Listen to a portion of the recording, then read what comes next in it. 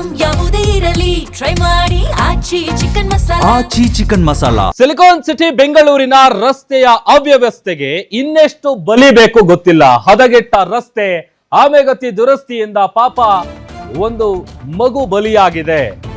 ಮಹದೇವಪುರದ ಕಿತ್ತಗನೂರಿನ ಹಳೆ ಹಳ್ಳಿ ರಸ್ತೆಯಲ್ಲಿ ನಡೆದಿರುವಂತಹ ಘಟನೆ ಇದು.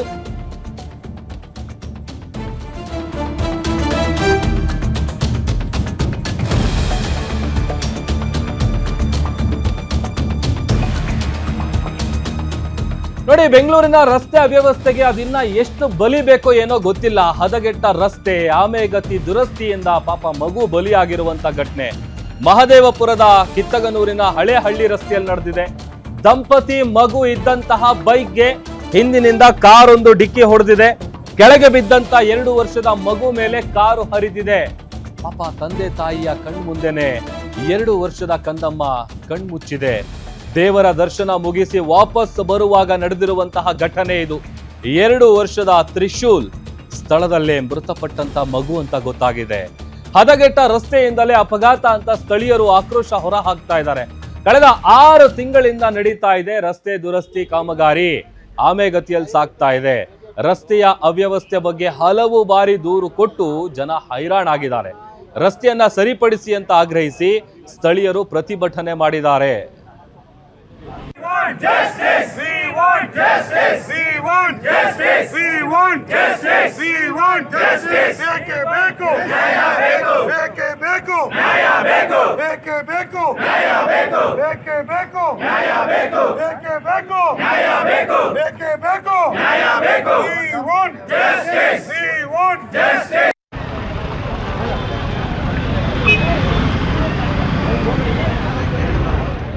ಮತ್ತಷ್ಟು ಡೀಟೇಲ್ಸ್ ಕೊಡ್ತಾರೆ ನಮ್ಮ ಕ್ರೈಮ್ ರಿಪೋರ್ಟರ್ ಗಿರೀಶ್. ದೂರವಾಣಿ ಸಂಪರ್ಕದಲ್ಲಿ ಜಾಯ್ನ್ ಆಗಿದ್ದಾರೆ. ಗಿರೀಶ್, ನಿಜಕ್ಕೂ ಬೇಸರದ ವಿಚಾರ ಇದು ಅಲ್ಲ? ಇನ್ನ ಈ ರಸ್ತೆ ಕಾಮಗಾರಿಗಳು ಆಮೆಗತಿಯಲ್ಲಿ ಸಾಗ್ತಾ ಇದೆ. ಸಂಬಂಧಪಟ್ಟಂತ ಅಧಿಕಾರಿಗಳು ಕಂಪ್ಲೇಂಟ್ ಕೊಟ್ಟರು ಕೂಡ ಯಾಕೆ ಗಮನ ಕೊಡ್ತಾ ಇಲ್ಲ?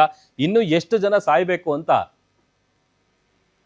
ಪ್ರಭು, ಈ ಒಂದು ಘಟನೆ ನಡೆದಿರೋದು ಅವಲಹಳ್ಳಿ ಪೊಲೀಸ್ ಠಾಣಾ ವ್ಯಾಪ್ತಿಯಲ್ಲಿ. ಅಷ್ಟಕ್ಕೂ ಏನಾಯ್ತು ಅಂತ ನಾವು ನೋಡ್ತಾ ಹೋದ್ರೆ, ಇವತ್ತಿನ ಬೆಳಿಗ್ಗೆ ಸುಮಾರು 10:30 ಅಥವಾ 11 ಗಂಟೆ ಸಮಯದಲ್ಲಿ ಏನು ಈ ಒಂದು ತ್ರಿಶೂಲ್ ಕುಟುಂಬ ಇದೆ, ತಂದೆ ತಾಯಿ ಇವರು ದೇವಸ್ಥಾನದಿಂದ ದೇವರ ದರ್ಶನವನ್ನ ಮುಗಿಸ್ಕೊಂಡು ಮನೆಗೆ ತೆರಳ್ತಾ ಇರ್ತಾರೆ. ಆ ಸಂದರ್ಭದಲ್ಲಿ ಮಹದೇವಪುರ ವಿಧಾನಸಭಾ ಕ್ಷೇತ್ರದ ಒಂದು ಕಿತ್ತಗನೂರು ಎಂಬುವ ರೋಡ್ ಏನಿದೆ, ಅದು ಸುಮಾರು 8 ತಿಂಗಳಿಂದಲೂ ಸಹ ಆ ಒಂದು ರಸ್ತೆಯ ಡಾಂಬರೀಕರಣ ಆಗ್ತಾನೆ ಇದೆ. ಅಲ್ಲಿ ಏನಾಗ್ತಾ ಇದೆ ಅಂತ ನಾವು ನೋಡ್ತಾ ಹೋದ್ರೆ, ಸಾಕಷ್ಟು ಗೂಡ್ಸ್ ಗಾಡಿಗಳು, ಲಾರಿಗಳು ಓಡಾಡೋ ಕಾರಣದಿಂದ ಏನು ಅಲ್ಲೊಂದು ಕಾಮಗಾರಿ ಕೆಲಸ ವಿಳಂಬ ಆಗ್ತಾ ಇದೆ ಅನ್ನೋದು ಸಾಕಷ್ಟು ದಿನದಿಂದ ಇದೊಂದು ಕೂಗು ಕೇಳ್ತಾ ಬರ್ತಿತ್ತು. ಆದ್ರೆ ಈ ಬಗ್ಗೆ ಬಿಬಿಎಂಪಿ ಅಧಿಕಾರಿಗಳಾಗ್ಲಿ ಅಥವಾ ಏನು ಆ ಒಂದು ರಸ್ತೆಯ ಡಾಂಬರೀಕರಣವನ್ನ ಮಾಡುವ ಕಾಂಟ್ರಾಕ್ಟರ್ ಆಗ್ಲಿ ಈ ಬಗ್ಗೆ ಸಾಕಷ್ಟು ತಲೆಯನ್ನ ಕೆಡಿಸ್ಕೊಂಡಿರ್ಲಿಲ್ಲ.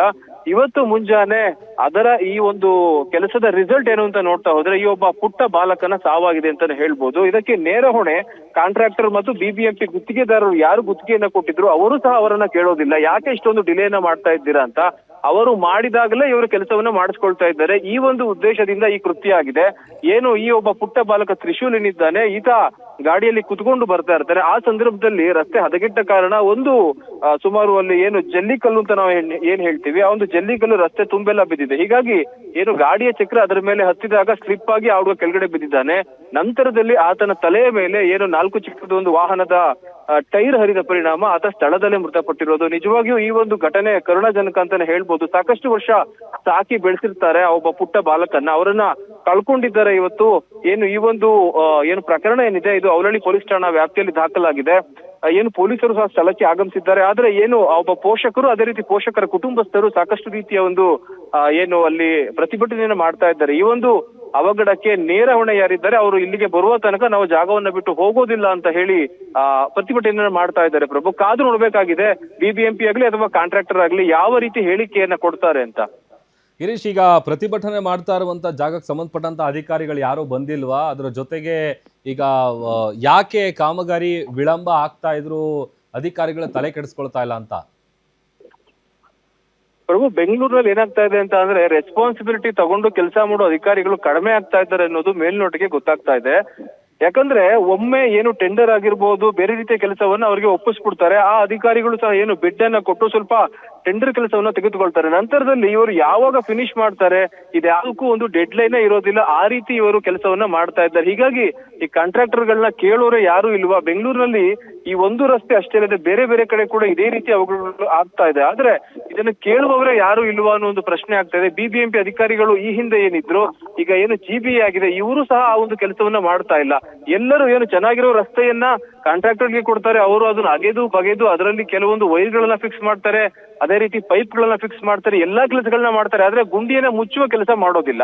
ಯಾವಾಗ ಏನು ಅಲ್ಲಿನ ಸ್ಥಳೀಯರು ಜಗಳವನ್ನ ಮಾಡಿ ನಂತರದಲ್ಲಿ ಅದು ಪೊಲೀಸ್ ಕಂಪ್ಲೇಂಟ್ ಈ ರೀತಿ ಆದಾಗ ಅದನ್ನ ಮುಚ್ಚಿ ಒಂದು ತೇಪೆ ಹಚ್ಚುವ ಕೆಲಸವನ್ನ ಮಾಡ್ತಾರೆ ವಿನಃ ಅದನ್ನ 100% ಉತ್ತಮ ಕೆಲಸವಾಗಿ ಅವರು ಮಾಡೋದಿಲ್ಲ. ಉದಾಹರಣೆಗೆ ಒಂದು ರಸ್ತೆಗೆ ಡಾಂಬರ್ ಹಾಕಿರೋದಾಗಿರ್ಬೋದು, ಗುಂಡಿ ಮುಚ್ಚೋದಾಗಿರ್ಬೋದು, ಇದಾವುದನ್ನು ಮಾಡೋದಿಲ್ಲ. ರಸ್ತೆಯ ಮೇಲ್ಗಡೆ ಜಲ್ಲಿಕಲ್ಗಳು ಬಿದ್ದಿರುತ್ತೆ, ಅಲ್ಲೇ ಏನು ಪಬ್ಲಿಕ್ ಆಗಿರ್ಬೋದು ಎಲ್ಲರೂ ಓಡಾಡ್ತಾ ಇರ್ತಾರೆ. ಕೊನೆಯದಾಗಿ ಈ ರೀತಿಯ ಅವಘಡಕ್ಕೆ ಕಾರಣ ಆಗ್ತಾರೆ. ಒಟ್ಟಾರೆ ಸಾಕಷ್ಟು ಪ್ರತಿಭಟನೆ ನಡೀತಾ ಇದೆ. ಏನಾಗುತ್ತೆ ಇನ್ನೂ ಒಂದು ಏನು ಒಂದು ಅಂಶವನ್ನ ಕಾದು ನೋಡ್ಬೇಕಾಗಿದೆ ಪ್ರಭು. ಓಕೆ, ಥ್ಯಾಂಕ್ ಯು ಗಿರೀಶ್ ನಿಮ್ಮೆಲ್ಲ ಡೀಟೇಲ್ಸ್ಗಾಗಿ.